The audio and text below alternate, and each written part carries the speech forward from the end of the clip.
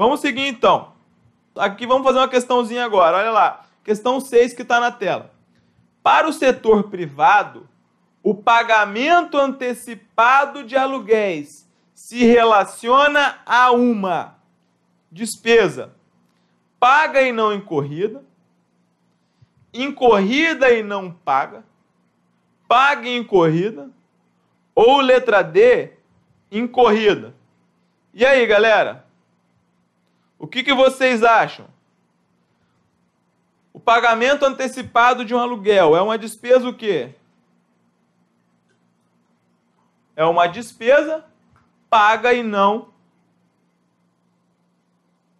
incorrida. Você pagou, mas ainda não utilizou o aluguel, você tem um direito. Moleza, não é mesmo? Vamos lá, então vamos seguir.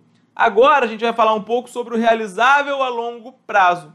Pessoal, como eu falo, a gente procura falar sempre questões que caem em prova. O realizável a longo prazo, ele tem uma questão ali que trata sobre os diretores, sobre o empréstimo a acionistas, coligadas, controladas. E, novamente, isso nós tivemos uma prova agora no começo do mês de março. E essa mesma coisa que eu vou falar aqui para vocês caiu no TRF segunda região. Caiu no TRF segunda região, para analista judiciário, área contabilidade. Então vamos lá. Olha só. No realizável a longo prazo, o que se classificam? Os direitos realizáveis após o término do exercício social seguinte, assim como o derivado de venda, adiantamento ou empréstimo, a sociedade coligada ou controlada, diretores, acionistas ou participantes no lucro da companhia, que não constituírem negócios usuais na exploração do objeto da companhia. Pessoal, importantíssimo então que vocês entendam isso aqui. Beleza? Vamos esquematizar aqui para que vocês possam entender. Primeira coisa.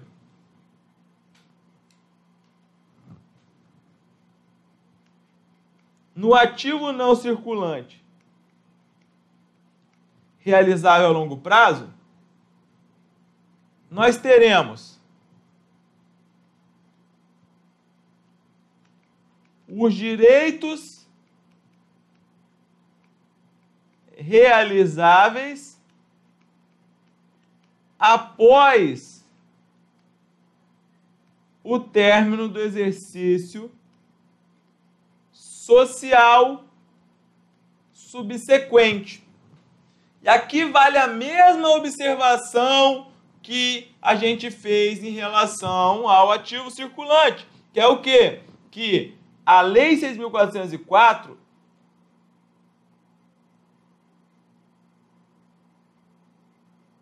ela toma como marco a data de encerramento do exercício social, que não necessariamente, vocês já sabem, é 31/12, mas por questões fiscais fica muito difícil adotar outra data, porque a Lei 6.404 não faz essa exigência. Tá, então, nós estamos aqui em 31/12, e vejam, segundo a Lei 6.404,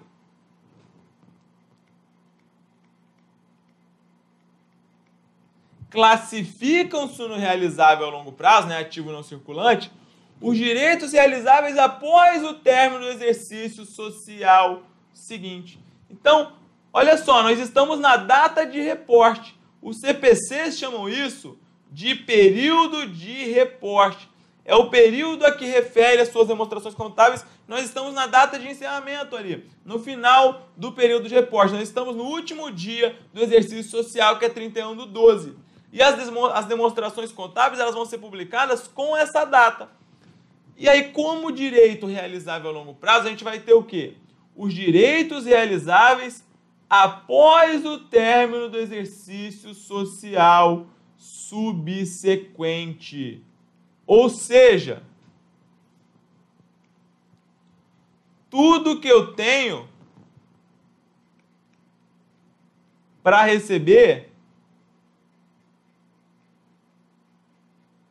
a partir de 1/1 de X3, tá? E aí, segundo o CPC 26, lembrando que essa interpretação são aqueles direitos que eu tenho para receber com mais de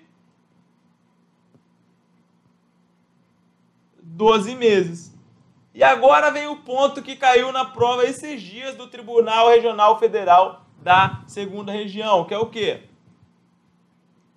Olha lá a segunda parte da lei, que fala o seguinte: assim como os direitos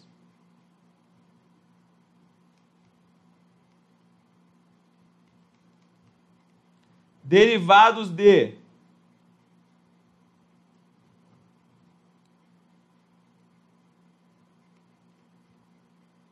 venda,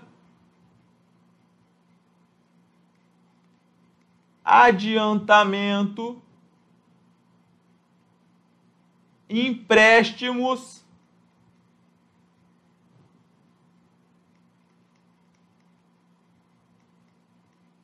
a quem?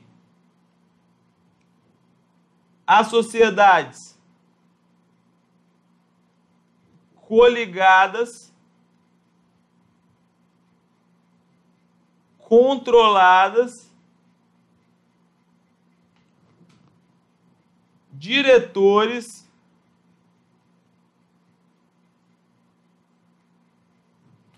acionistas,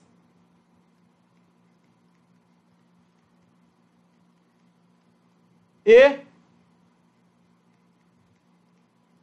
participantes do lucro, com uma condição: desde que sejam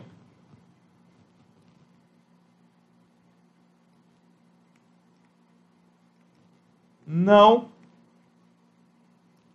usual. Então vamos aqui. Vejam só, isso aqui é muito importante que vocês entendam. Vou dar um exemplo que caiu numa questão da ESAF.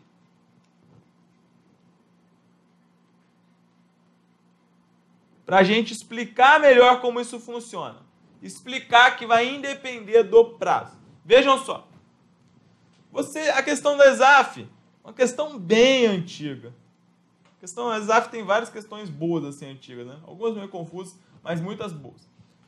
Ela falava o seguinte: determinadas pessoas, elas tinham uma agência de turismo. E aí, o que essa agência de turismo fez? Ela falou o seguinte: ela veio para um diretor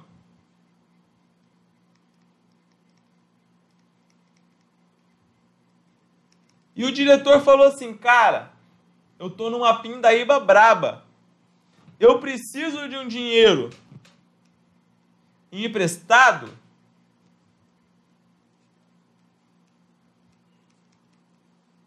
para pagar no prazo de 2 meses. E aí chegou um outro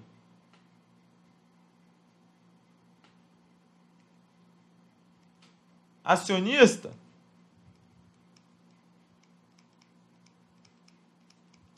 e falou o seguinte: olha só, bom, eu estou numa agência de turismo, óbvio que eu não vou comprar na concorrência, então eu quero comprar um pacote de viagem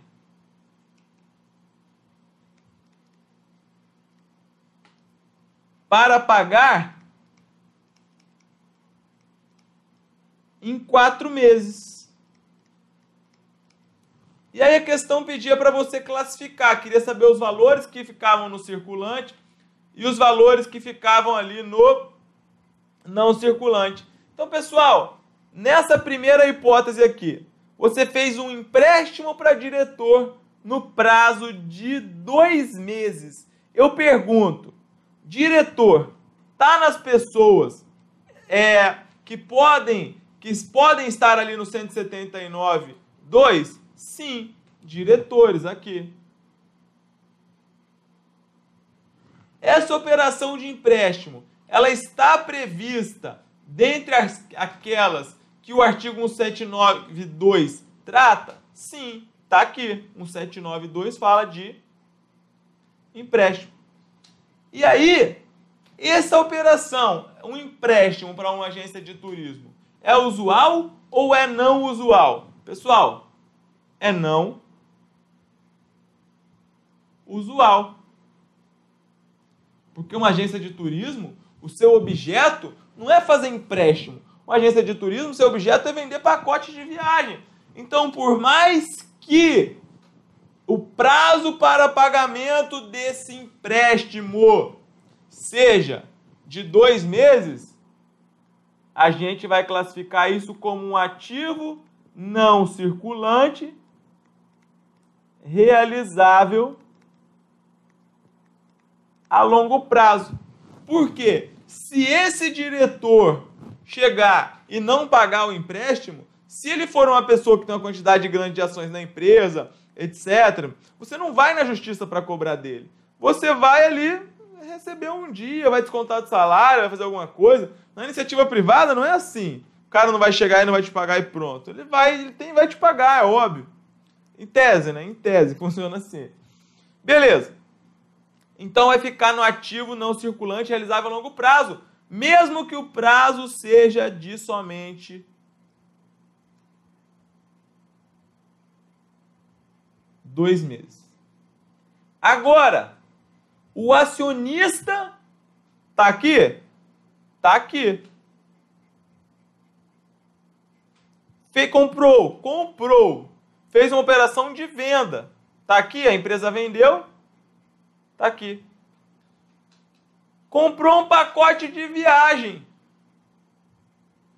Então o pacote de viagem é usual ou não usual? Opa! O pacote de viagem, ele é usual.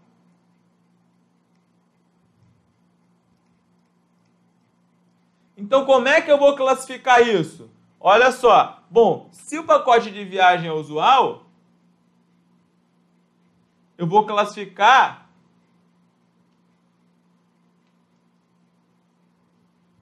conforme o prazo. E aqui, como nós estamos falando de um período de 4 meses, isso aqui vai para o quê?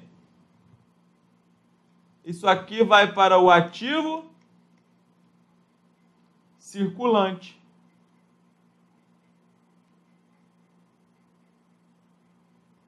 Se fosse uma parcela para pagamento em 4 meses e outra para pagamento daqui a 18 meses, aí ficaria essa parcela no ativo circulante e essa parcela ficaria no ativo não circulante realizável a longo prazo. Mas aí, não por força dessa parte aqui da lei, mas sim por força dessa primeira, que seria um direito realizável após o término do exercício social seguinte. Galera, é importantíssimo isso daí, beleza?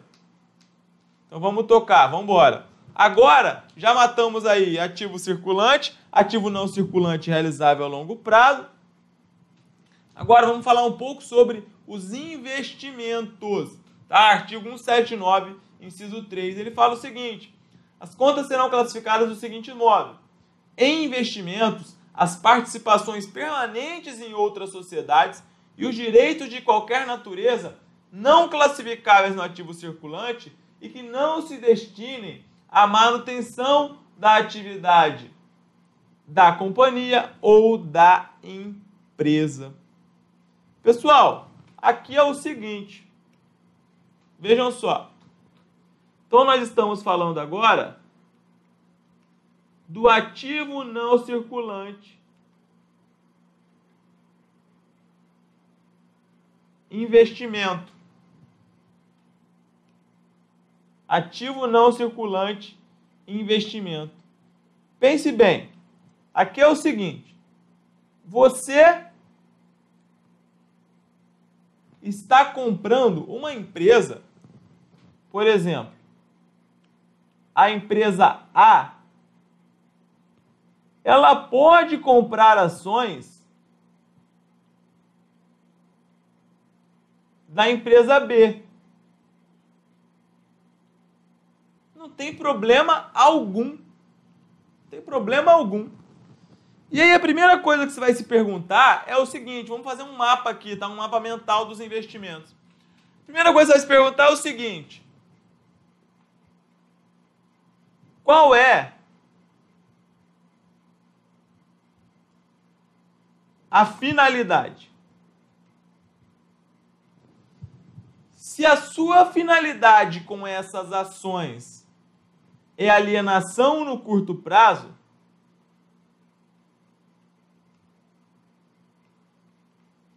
você vai classificar isso no ativo circulante. Provavelmente vai ser um instrumento financeiro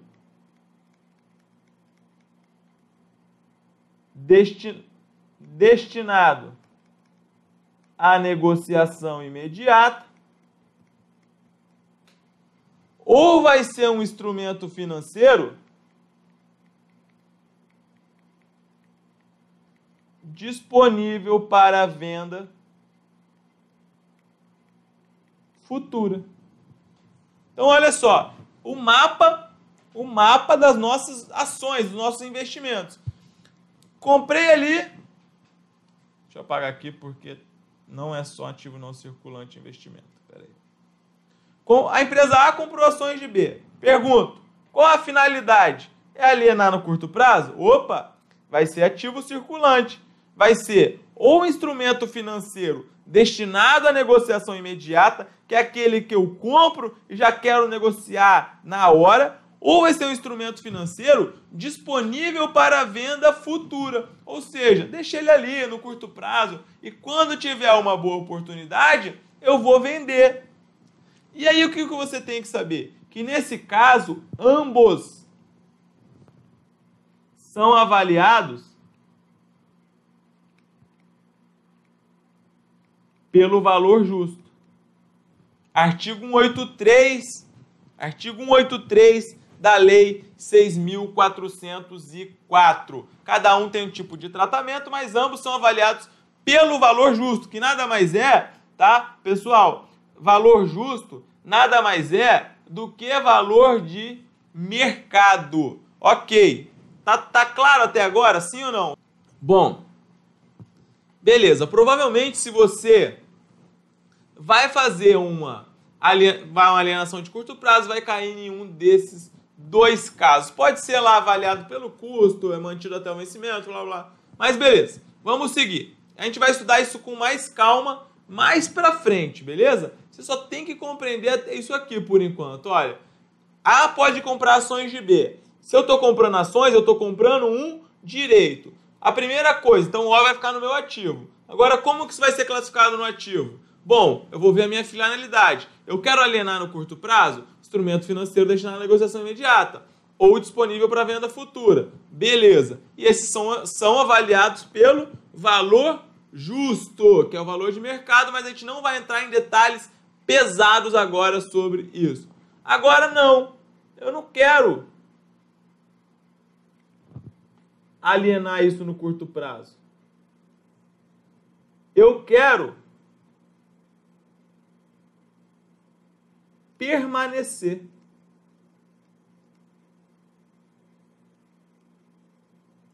Eu tenho a intenção de permanecer. Eu tenho uma intenção de permanência. Então vejam, as contas serão classificadas do seguinte modo: em investimento, as participações permanentes. Eu tenho a intenção de permanecer. Se eu tenho a intenção de permanecer com essas ações, ou elas vão ser classificadas. Não, peraí, elas vão ser classificadas? Elas vão ser classificadas no ativo não circulante investimento, e ou elas vão ser avaliadas pelo que a gente chama de método da equivalência patrimonial, que é muito temido pelos concurseiros, mas vocês vão ver que não tem nada demais. Ou essas participações permanentes vão ser avaliadas pelo método de custo. E aí, como é que eu vou saber, Gabriel? Como é que eu vou saber quando que é MEP e quando que é custo? É MEP, método da equivalência patrimonial, quando? Quando é um investimento em coligada, quando é um investimento em controlada, quando é um investimento em sociedades do mesmo grupo, ou quando é um investimento em sociedades sob controle comum. Isso está lá no artigo 248 da Lei 6.404, viu, galera? Isso está fora daquele rol que eu falo para vocês, que eu falei para vocês lerem, mas é importante vocês darem uma olhada. E vejam, há comprovações de B, finalidade longo prazo, permanecer, ativo não circulante investimento, vai ser avaliado pelo MEP, caso seja coligada, controlada sociedade mesmo grupo ou sob controle comum, ou, caso contrário, vai ser avaliado pelo custo. O que é uma coligada? Coligada, basicamente, é quando você vai procurar essa palavrinha na sua prova. Uma empresa, por exemplo, se A exerce em B o que a gente chama de influência significativa, então nós estamos diante de uma coligada. Beleza, galera? Sim ou não? E aí, importantíssimo também que vocês saibam que essa influência significativa, ela é presumida quando você tem mais de 20% do capital votante. Essa influência significativa, ela é presumida quando você tem mais do que 20% do capital votante. Só lembrando que o capital de uma sociedade anônima,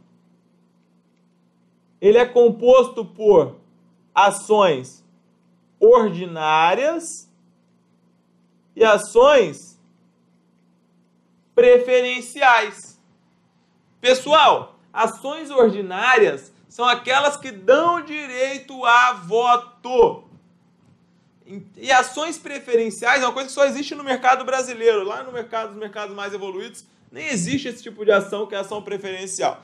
Então, ações preferenciais são aquelas que não dão direito a voto, geralmente, tá? Mas elas têm direito a receber um dividendo um pouco maior, né? Que é a remuneração pelo capital. Elas têm um reembolso ali, uma preferência no reembolso. Então, qual que é a ação que dá direito a voto? É a ação ordinária. Então vejam, eu, Gabriel Rabelo da Silva, estou falando uma coisa para vocês, para que vocês não errem, porque eu errei essa questão, quase caí aqui, eu errei essa questão no ICMS São Paulo de 2009 e foi uma questão que me tirou do concurso, eu fui reprovado nesse concurso. Eu tinha passado em primeiro lugar no concurso para auditor fiscal do ICMS Espírito Santo, estava bem confiante para essa prova, e eu acabei esquecendo dessa regra. Eu já era novo, né? Já estamos em 2017, foi em 2009. Eu estudava, mas você não tinha uma consciência muito grande ainda de muitos pontos. Então, eu acabei errando essa questão e eu fiquei fora. Fiz 230 e tantos pontos, a nota de corte foi 240. Hoje eu até agradeço de não ter passado nesse concurso, porque eu ia odiar morar. Eu respeito quem gosta, mas eu gosto muito mais do Rio de Janeiro, minha terrinha amada, do que de São Paulo. Eu me adaptei muito melhor aqui do que lá. Mas eu fiquei de fora por conta disso. Porque a questão, ela falava o seguinte, olha, para a empresa exercer o controle, quanto que você precisa ter? Aí você tinha lá ações preferenciais e tinha ações ordinárias, e você tinha que fazer esse cálculo. Olha, se fala assim, ó, olha só.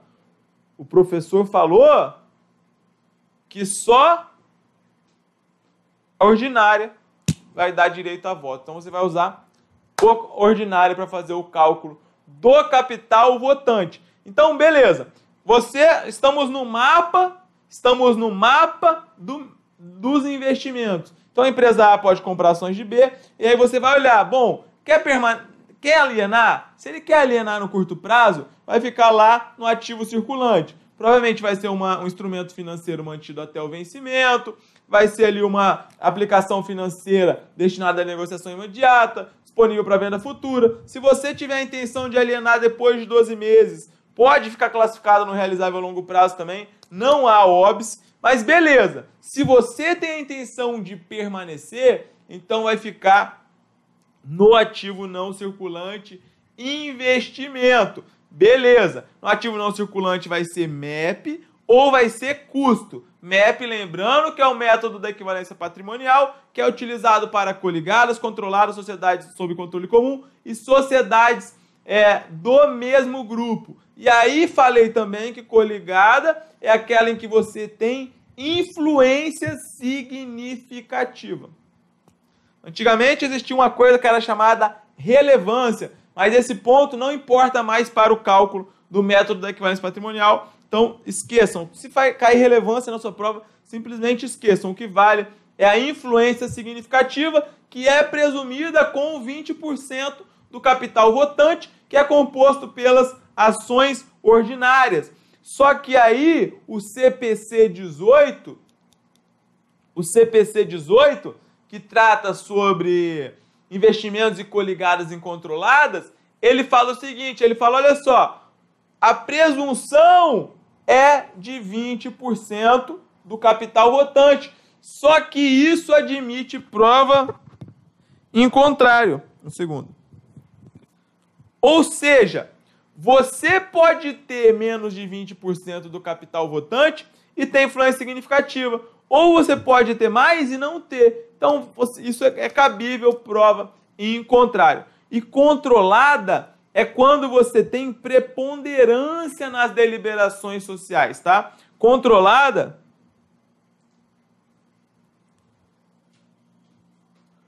é quando você tem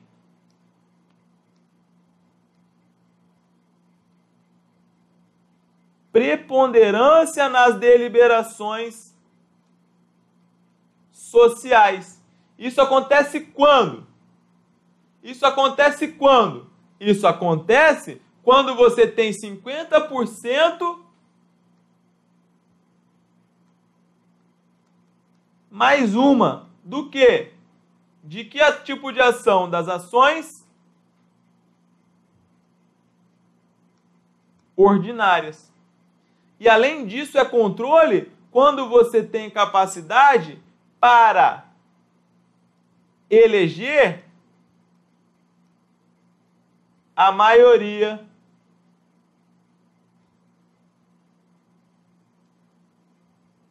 dos administradores. Beleza? Então isso aqui é o que mais cai. 50% mais um para você ter preponderância, viu, galera? Não é 50%. Era exatamente isso que caiu na prova de São Paulo. Eu lembro que o gabarito era 15 milhões mais, tipo, e 30, uma coisa assim. 15 milhões e 30. O Luciano, ele vai poder lembrar melhor disso. Ele até passou nesse concurso. Beleza? Então, aí, sociedade sobre o mesmo grupo, sob controle comum, não cai. Só cai quando é assim... Só cai esse conceito mesmo. E aí, beleza. Então, vamos voltar no nosso mapa. A comprou ações de B, finalidade de curto prazo não, finalidade de longo prazo, beleza. Vai ser investimento permanente, classificado no ativo não circulante. É coligado, controlado, sociedade sob o mesmo grupo, sob controle comum? É, avaliado pelo MEP. E se não for, vai ser avaliado pelo método de custo. Muito importante também que vocês saibam. Pessoal, além disso, tá? Esse mapinha aqui, ó, é essencial para que vocês façam a prova. Olha lá, questãozinha. Questão 7 diz o seguinte: os investimentos avaliados pelo método da equivalência patrimonial devem figurar no ativo circulante do balanço patrimonial em razão da alta liquidez que possuem, certo ou errado? Galera, certo ou errado? Erradíssimo. FUNPRESP 2016, viu?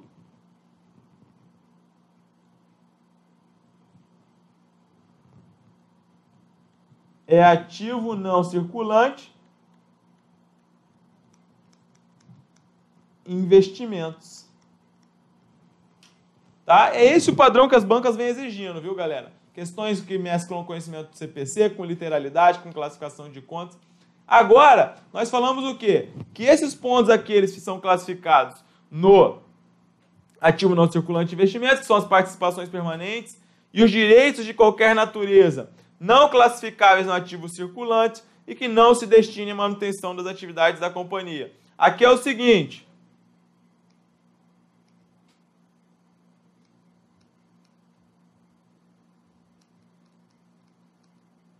Aqui é o seguinte.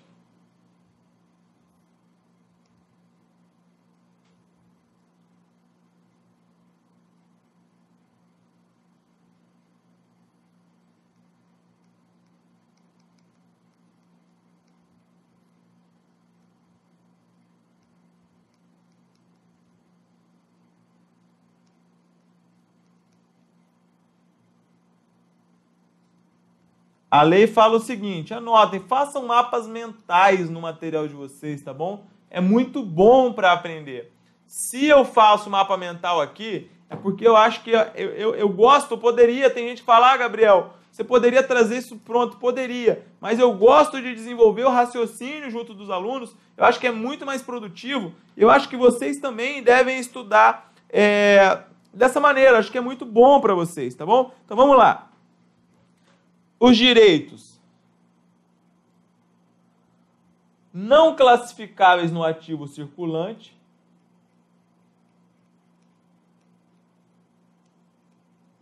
e que não se destinem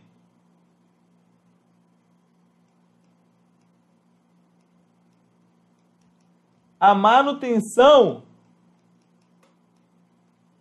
das atividades da companhia. Tá? Então isso aqui é residual.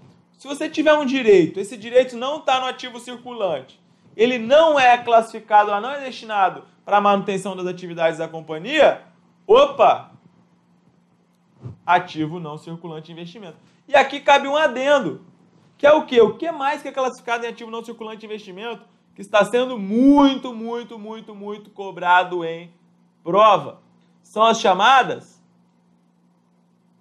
propriedades para investimentos, que estão previstas no CPC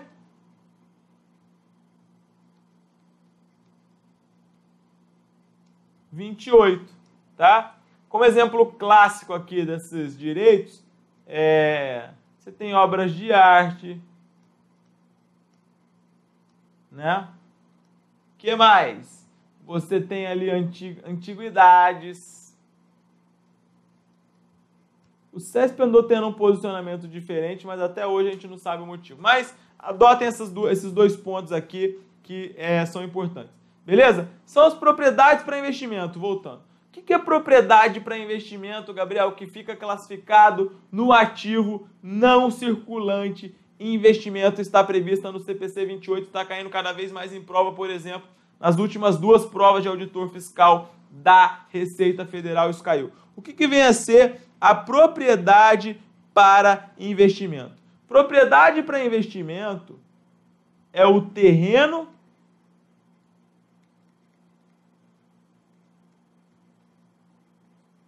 ou edifício mantido para aluguel, para valorização ou para ambos. Então você vai olhar o seguinte, ora, se a minha empresa comprou um terreno Você vai olhar o seguinte, você vai falar, para que é esse terreno, galera? Para que a minha empresa comprou um terreno? Ela comprou um terreno para valorizar? Opa! Ativo não circulante em investimento, propriedade para investimento. Ela comprou um terreno, ela comprou um edifício com o fito, com a finalidade exclusiva de alugar. Opa! Ativo não circulante em investimento, propriedade para investimento. Então, quando a finalidade do terreno, quando a finalidade do edifício é o aluguel, é a valorização ou ambos, você está diante de uma propriedade para investimento que vai ficar lá no ativo não circulante de investimento. Agora, quando você compra um edifício para utilizar nas suas atividades administrativas, para utilizar na sua produção, para utilizar nas atividades fim, por mais de um período, aí nós estamos diante de um ativo que é chamado de ativo imobilizado, e esse é o conceito previsto lá no CPC 27. Então, a propriedade para investimento, ela é comprada com a finalidade de alugar, com a finalidade de valorizar. Beleza? Importantíssimo. A gente vai explicar um ponto que a FGV vem fazendo questões muito inteligentes de prova, que a FGV já cobrou, vários, cobrou em ISS Recife, cobrou no ISC, cobrou em várias provas de contador em 2015, em 2016, beleza? Importantíssimo entender isso. E aí, vamos lá. Olha lá, o trecho do CPC 28 fala o seguinte: propriedade para investimento é a propriedade, terreno ou edifício, ou parte do edifício ou ambos, mantida pelo proprietário ou pelo arrendatário em arrendamento financeiro para oferir aluguel ou para a valorização do capital ou para ambas, e não para uso na produção ou serviço ou para finalidade administrativa e não para a venda no curso ordinário do negócio. Ou seja, você usa para alugar ou para valorizar, ou para ambos. Você não usa na produção, você não usa no fornecimento de bem, você não usa para finalidade administrativa, você não usa para venda ordinária no curso do negócio, que senão vai ser um estoque. Tá? Então, olha lá. Questão 8, ela diz o seguinte: denomina-se propriedade para investimento o bem destinado à venda no curso ordinário das atividades ou em vias de construção ou desenvolvimento para tal venda? Não. Isso aí é estoque. A propriedade adquirida exclusivamente com vista à alienação subsequente no futuro próximo ou para desenvolvimento e revenda? Não. A propriedade para investimento você usa para valorização ou para aluguel. C. O bem em construção ou desenvolvimento por conta de terceiros? Não. A propriedade que é arrendada a outra entidade sob arrendamento financeiro? Também não. Cadê?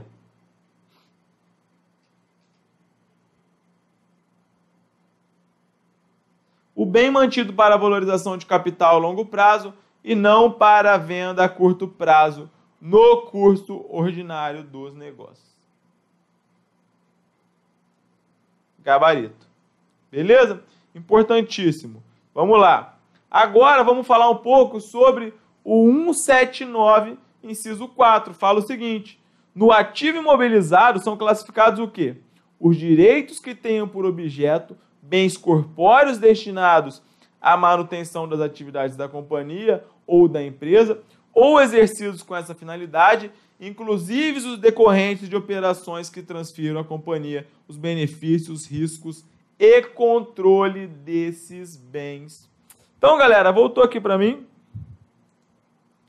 Primeira coisa que você tem que saber é o seguinte: ativo imobilizado são máquinas, são equipamentos, são veículos, são computadores, são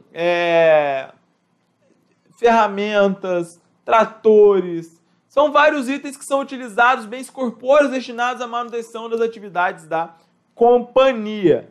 Olha só, exatamente isso que está ali, ó. os direitos que tenham por objeto bens corpóreos destinados à manutenção das atividades da companhia ou da empresa, ou exercidos com essa finalidade. Então, não necessariamente está vinculado à produção, pode ser também relacionado a uma finalidade administrativa. E aí, fala o seguinte também, inclusive os decorrentes de operações que transfiram à companhia os benefícios, riscos e controle desses bens. Pessoal, é o seguinte, na contabilidade, a regra que a gente tem é que você registra no ativo os bens que são da sua propriedade. Essa é a regra. Só que quando o artigo 179, inciso 4, chega e fala assim, inclusive os decorrentes de operações que transfiram à companhia os benefícios, riscos e controle desses bens, ela está tratando aqui do arrendamento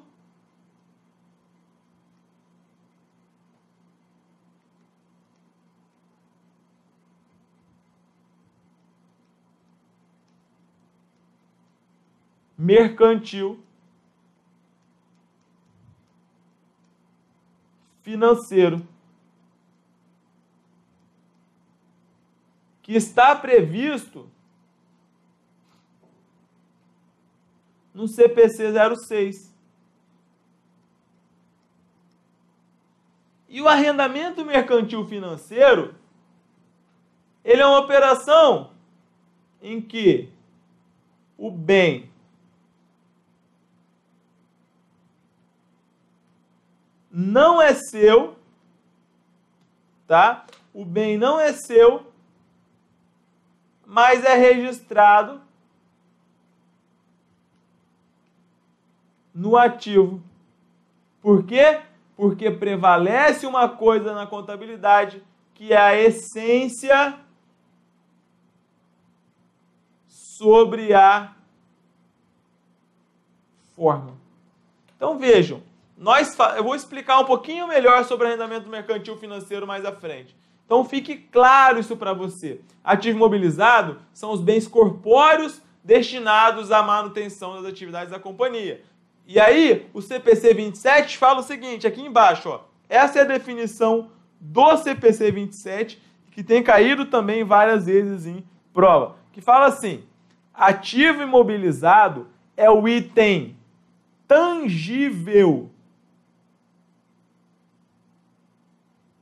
que é mantido para uso na produção ou fornecimento de mercadorias ou serviços, para aluguel a outros, para fins administrativos e se espera utilizar por mais de um período. Então, pessoal, olha só. Vamos fazer aqui um resumão.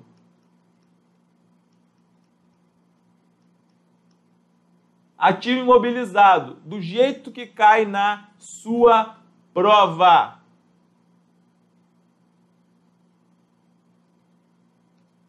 Segundo a Lei 6.404, é o quê?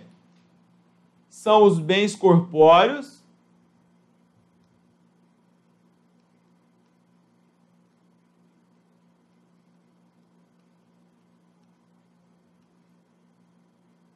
destinados à manutenção das atividades da companhia, inclusive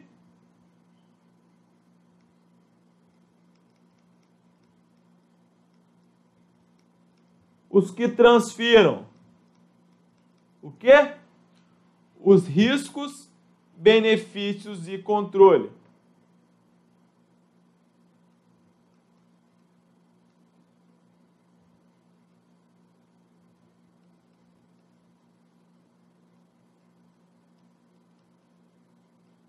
E aqui nós estamos falando do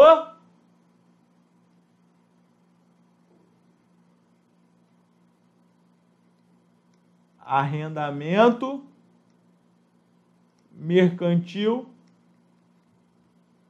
financeiro.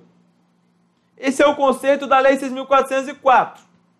Arrendamento mercantil financeiro, que está no CPC 06, que é uma questão praticamente certa hoje em dia em provas de concurso. Agora vamos para o CPC 27. O CPC 27 diz: ativo imobilizado é o item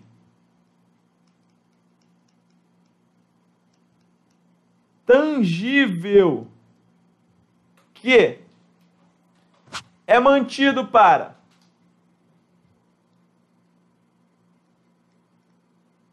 uso na produção, fornecimento de mercadorias,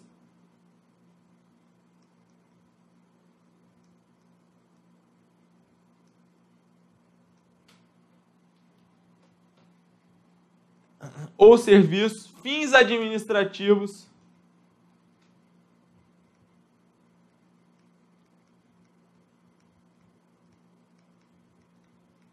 e aqui, aluguéis a outros. Vejam só, aluguel a outro. Mas, Gabriel, você está muito maluco? Porque você acabou de falar que quando você tem um bem para aluguel, ele é uma propriedade para investimento. E aqui você está falando que aluguel a outro, ele é um ativo imobilizado? Como assim?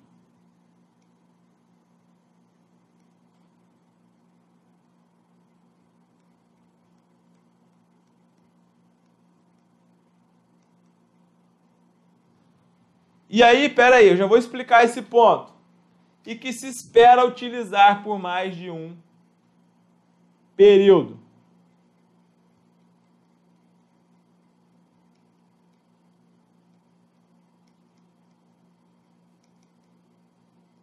Vejam, pessoal, aqui está tudo que você precisa saber sobre ativo imobilizado aí, sobre essa parte conceitual. Só um detalhe que eu vou falar aqui para vocês, que eu gostaria que vocês prestassem bastante atenção, que é o seguinte: o segundo CPC 27 está lá, ativo imobilizado é o item tangível que é mantido para uso na produção ou fornecimento de mercadorias ou serviços para aluguel a outros.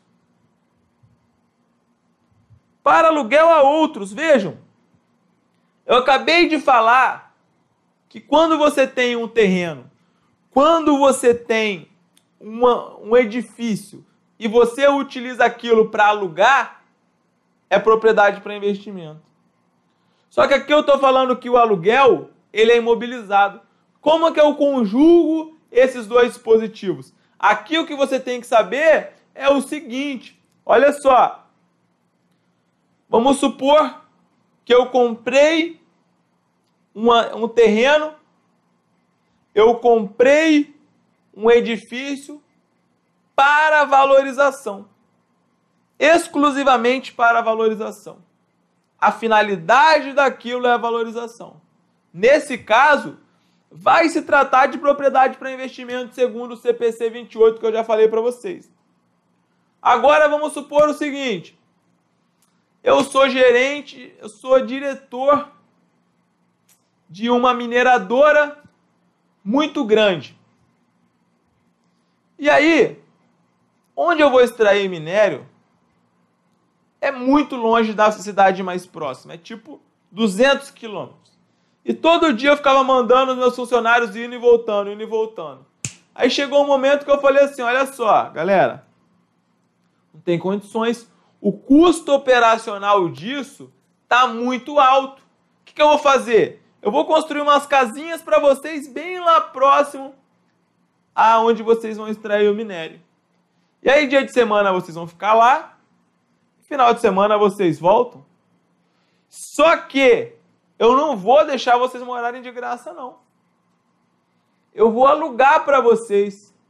Então, vejam, nessa hipótese, você está alugando, mas o aluguel, ele não é atividade fim. O aluguel, nessa hipótese, ele é uma atividade meio para se obter o fim.